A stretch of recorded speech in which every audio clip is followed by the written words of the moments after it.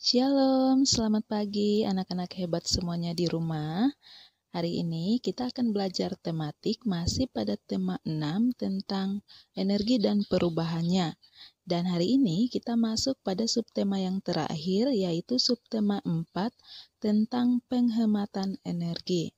Nah, anak-anak hebat, pada materi-materi sebelumnya kita sudah belajar bahwa energi yang kita gunakan setiap hari semakin lama akan semakin berkurang dan akan habis. Nah, apalagi energi yang kita gunakan adalah energi yang berasal dari bahan bakar minyak.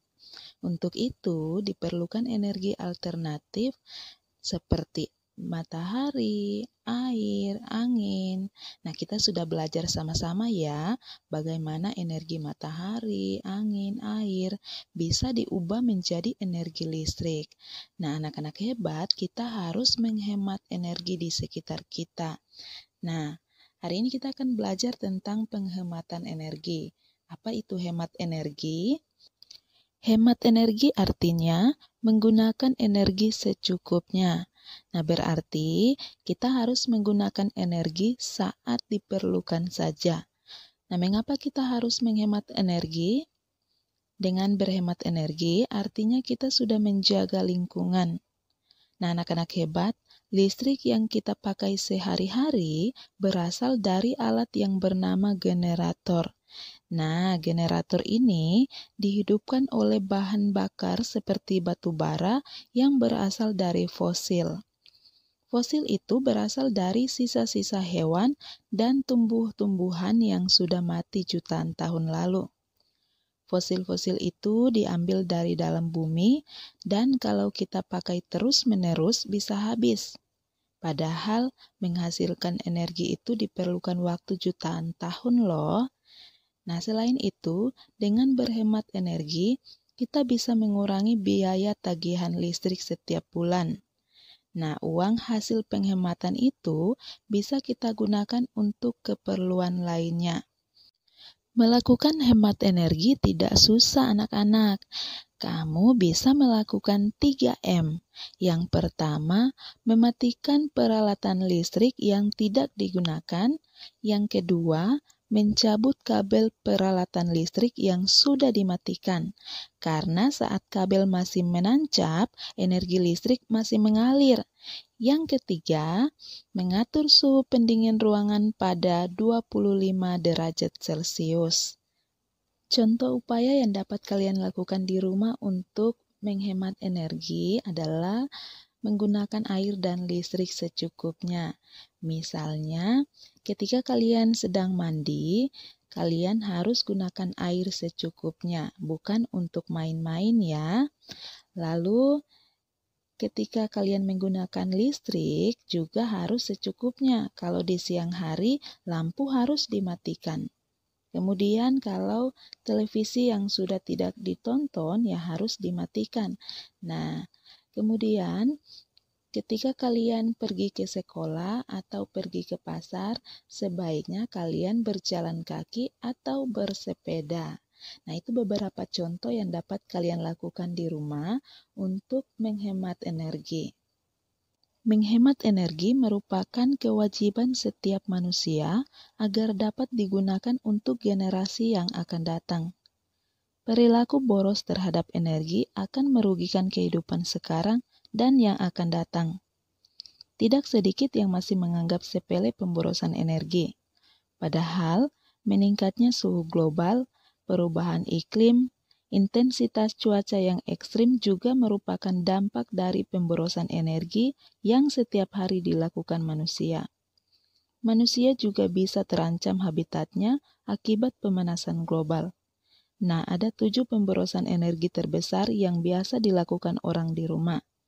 Mari anak-anak, kita sama-sama perhatikan halaman 141 sampai halaman 142. Yang pertama, meninggalkan rumah dalam keadaan lampu menyala. Salah satu pemborosan energi yang paling jelas adalah lampu.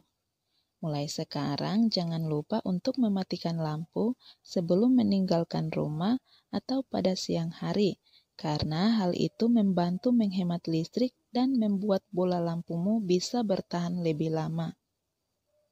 Yang kedua, membiarkan barang elektronik tetap menancap di stop kontak. Nah, anak-anak hebat, peralatan elektronik tetap menggunakan energi bahkan saat dimatikan. Jadi yang harus kalian lakukan adalah mencabut semua alat elektronik yang sudah tidak digunakan.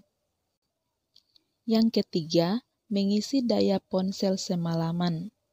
Nah, yang paling sering dilakukan adalah mengisi daya handphone sampai keesokan hari. Nah, anak-anak tidak boleh lakukan hal ini ya. Sebaiknya kalian menunggu sampai pagi untuk mengisi dayanya daripada membiarkannya tertancap sampai pagi. Yang keempat, menyalakan alat pendingin ruangan saat tidak ada orang. AC ataupun kipas angin sebaiknya diatur penggunaannya sehemat mungkin. Kalau memang tidak ada orang, maka jangan dinyalakan karena itu hanya membuang-buang energi. Yang kelima, membiarkan televisi menyala semalaman. Kebiasaan lain yang masih sering dilakukan orang adalah menyalakan televisi tanpa menontonnya, apalagi pada malam hari. Sebaiknya matikan saja walau kamu belum tidur untuk mencegah terjadinya pemborosan energi. Yang keenam, bermain game sepanjang hari. Nah, apakah hal ini juga masih dilakukan oleh anak-anak di rumah? Jika masih, mulai sekarang kalian harus atur waktu kalian bermain game. Kalian harus atur jam berapa sampai jam berapa kalian bisa bermain game. Nah, selain memboroskan energi, dengan bermain game sepanjang hari, kalian juga membuang banyak waktu kalian. Dan yang ketujuh adalah meletakkan kulkas di tempat yang salah. Kulkas adalah alat elektronik yang tidak pernah mati setiap hari. Tapi kebanyakan orang tidak paham di mana harus meletakkan kulkas dengan benar. Harus ada ventilasi di sekitar kulkas. Bahkan pada dinding jangan sampai terlalu dekat. Tidak memberikan ventilasi akan membuat kulkas cepat panas dan membutuhkan energi yang lebih banyak lagi. Nah, anak-anak hebat, itulah 7 perilaku boros energi yang sering dilakukan orang setiap hari. Nah, apakah anak-anak juga termasuk orang yang sering boros energi? Wah, jika anak-anak masih boros energi, sebaiknya mulai sekarang kalian harus peduli untuk tidak melakukan pemborosan energi dimanapun kalian berada. Nah, kalian harus menghindari kebiasaan pemborosan energi sebisa mungkin. Nah, setidaknya kalian ikut dalam penghematan energi demi masa depan bumi yang lebih baik dan sehat. Nah, anak-anak hebat, sekarang kalian perhatikan teks percakapan yang ada di halaman 147 sampai halaman 148. Miss Rani akan bacakan teks percakapan yang ada dan anak-anak menyimak dengan baik ya. Maula, Manda, Edo, dan Maya sedang berbincang-bincang tentang upaya penghematan energi. Kata Maya, udara hari ini panas juga ya. Kata Manda, benar Mai, nih aku juga sambil kipas-kipas gini. Kata Edo, kenapa kipas anginnya gak dinyalakan saja? Kata Maula, kita kan harus hemat energi listrik. Kata Maya, benar Maula, kita harus berusaha menghemat listrik dimanapun kita berada. Kata Edo, tagihan listrik di rumahku bulan ini agak besar loh. Kata Maya, oh ya, kenapa bisa begitu? Kata Maula, bukankah kita sudah diminta untuk hemat energi termasuk hemat listrik? Kata Manda, apa ada jaringan listrik di rumahmu yang bermasalah? Kata Edo, kawan-kawan, dalam seminggu ini di rumah ada saudara dari kampung yang menginap di rumah. Kata Manda, oh begitu, makanya penggunaan listrik di rumahmu menjadi banyak.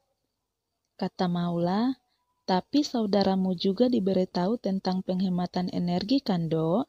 Kata Maya, memang kadang kurang nyaman kalau mengingatkan saudara sendiri, tapi gimana lagi, kan harus tetap diingatkan. Kata Edo, iya kawan, kami juga ingatkan kok. Semula sih memang sangat boros energi, nyalakan TV semalaman padahal ditinggal tidur dan menyalakan lampu saat siang hari.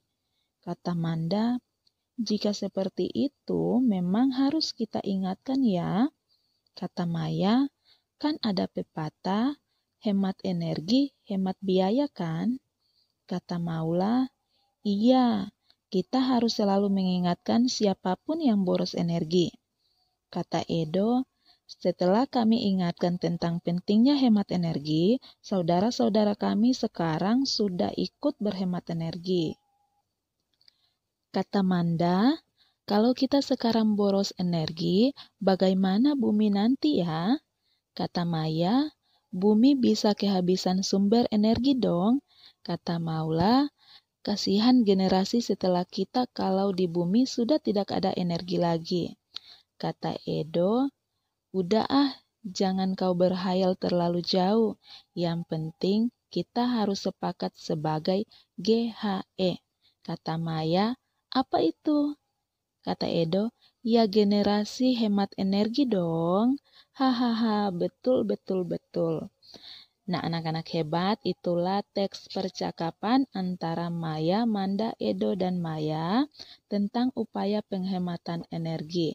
Nah, setelah anak-anak menyimak teks percakapan yang sudah Miss Rani bacakan, tugas yang pertama yang harus kalian kerjakan ada di nomor 4. Nah, di halaman 148 nomor 4 saja. Nah, kalian mencari kosakata baru yang terdapat dalam teks percakapan, lalu kalian membuat kalimat sesuai dengan kosakata yang sudah kalian temukan. Oke anak-anak hebat, sekarang kita lanjut materi kita. Kita akan belajar mengukur luas permukaan suatu benda menggunakan satuan tidak baku. Jadi kita mengukur permukaan suatu benda dengan bisa menggunakan jengkal tangan, bisa menggunakan kaki, atau bisa menggunakan spidol atau pensil, atau bisa juga dengan buku. Nah, sekarang Miss Rani akan mengukur luas permukaan meja menggunakan buku. Nah, caranya adalah kita menutupi permukaan meja menggunakan buku sampai permukaan meja tertutupi, ya.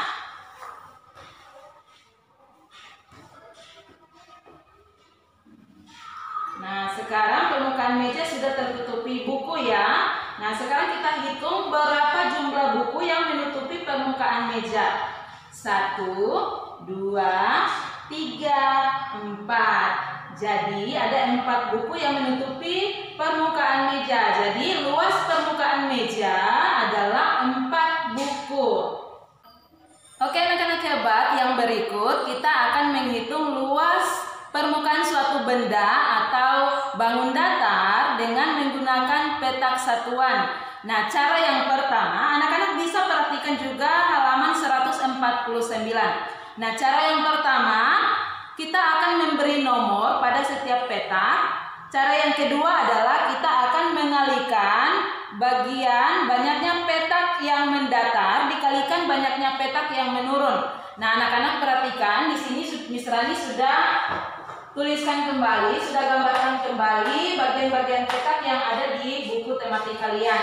Nah, cara yang pertama untuk menentukan banyaknya petak suatu bangun datar, kita akan memberi nomor pada setiap petak ya. Nah, di sini kita akan memberi nomor mulai dari nomor 1, 2, 3, 4, 5, 6, 7, 8, 9, 10, 11, 12, 13, 14, 15, 16, 17, 18, 19, 20, 21, 22, 23, 24, 25. Nah, jadi banyaknya petak ada 25 petak satuan ya. Nah, cara yang kedua adalah kita mengalikan banyaknya petak yang mendatar dikalikan dengan banyaknya petak yang menurun ya. Nah, kita hitung sama-sama banyaknya petak yang mendatar berapa? 1, 2, 3, 4, 5 ya. Banyaknya petak yang mendatar adalah 5. Nah, sekarang kita hitung sama-sama banyaknya petak yang menurun. 1, 2, 3, 4, 5 ya. Banyaknya petak yang menurun ada 5. Jadi kita kalikan banyaknya petak mendatar dikalikan banyaknya petak menurun. Jadi 5 kali 5 dikali 5 sama dengan 25. Jadi banyaknya petak pada suatu benda adalah 25 petak satuan. Oke, yang berikut kita akan menghitung jumlah petak pada kertas HVS ya. Nah, kita mulai dengan cara yang pertama dulu, yaitu memberi nomor pada setiap petakan ya. 1, 2, 3, 4, 5, 6, 7, 8, 9, 10, 11, 12, 13, 14, 15, 16. Ada 16 petak. Jadi luas permukaan kertas HVS sama dengan 16 petak satuan. Nah, yang berikut cara kedua, kita kalikan jumlah petak, bagian petak yang mendatar dikalikan dengan bagian petak yang menurun ya. Nah, sekarang kita hitung sama-sama ada berapa petak yang mendatar. 1, 2, 3, 4 petak yang mendatar. Sekarang berapa petak yang menurun? 1, 2, 3, 4. Nah, ada 4 petak mendatar dan 4 petak menurun. Jadi 4 dikalikan 4 sama dengan 16 ya, hebat. Nah, sekarang tugas kalian yang kedua adalah ada di halaman 150. Halaman 150 kalian kerjakan soal nomor 1 dan juga nomor 2 ya. Oke, anak-anak hebat, demikian materi tematik kita hari ini. Tetap semangat belajar di rumah. Tuhan Yesus memberkati. Bye.